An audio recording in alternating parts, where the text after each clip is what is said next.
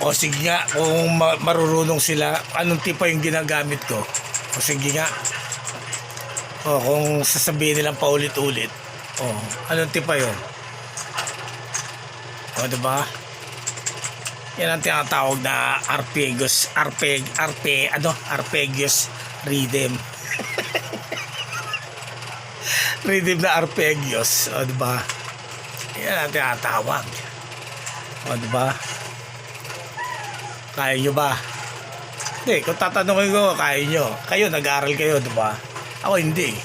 Sa totoo lang. Pero kapag nalapat ko yan,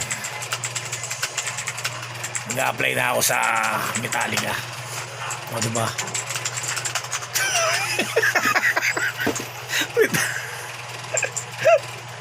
Yan ito yung pangyayari.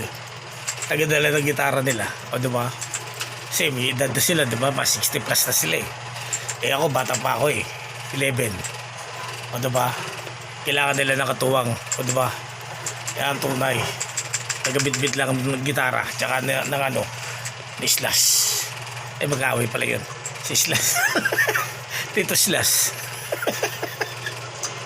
Dahil sa totoo lang, tito ko kasi si Slash eh. Oo, sa totoo lang. Yung Guns N' Roses. Tito ko siya. O diba? O sige na, sa talabis na baby, are you there?